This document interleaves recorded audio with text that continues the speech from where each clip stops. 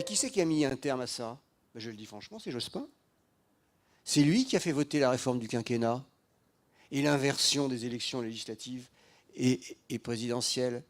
Et là, il y a quelque chose qui s'est passé, je le dis franchement, c'est une rupture avec les valeurs de la gauche. Parce que la gauche, elle n'était pas présidentialiste, elle est parlementaire, elle est dans le collectif, elle est dans le travail participatif des parlements, du gouvernement, etc. Et la Constitution de la Ve République, elle est d'abord parlementaire. On va élire les parlementaires, mais c'est eux qui ont le pouvoir en réalité, c'est pas le président. On vit on vit dans une fiction aujourd'hui. Il faut ouvrir les yeux. Je vous demande peut-être ce soir, si vous êtes fatigué, pas ce soir, mais demain matin, relisez la Constitution de la Ve République si vous ne l'avez pas lue.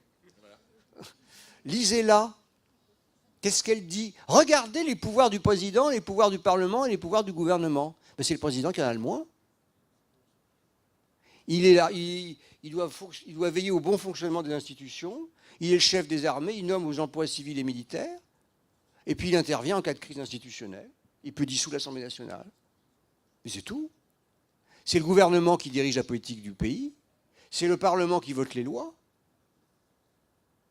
Donc on est dans une sorte de fiction dans laquelle on s'est organisé, qui est le produit du fait que De Gaulle a été le premier président de la Ve, que c'est sous sa présidence qu'on a fait ensuite l'élection du président de la République au suffrage universel. Mais à l'époque, le président avait un mandat de 7 ans. Donc dans le mandat de 7 ans, il y avait au milieu une élection législative. Donc il savait, le président, qu'il pouvait être battu aux législatives. Donc il se mettait au-dessus un peu. Parce qu'il disait, on ne sait jamais, après je vais être obligé de gouverner avec l'opposition. Qu'est-ce que ça fait le quinquennat? C'est que ça fait, je dis, le gars, il est président, il dit, bon, après je mets mon assemblée avec mon groupe politique, puis après je décide de tout. Je ne suis plus emmerdé. C'est exactement ce que les gens n'aiment pas, en fait. Et c'est pour ça que les présidents quinquennaux, ils n'ont jamais été réélus. Chirac, deuxième mandat, il ne peut pas faire troisième.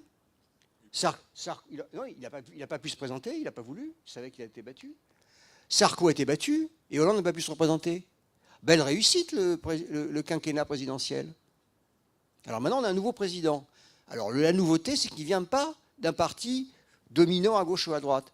Mais est-ce qu'il ne faut pas aller plus loin, de dire, justement, continuons dans la nouveauté. Remettons la Constitution sur ses pieds. Relisons-la et faisons en sorte que c'est le Parlement, c'est du Parlement que découle le pouvoir.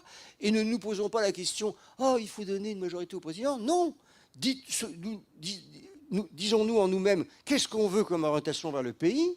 Et puis ensuite, le président, il a une fonction, c'est de choisir le chef du gouvernement, à condition qu'il ait une majorité à l'Assemblée, et puis basta, c'est tout. Et rééquilibrons les institutions.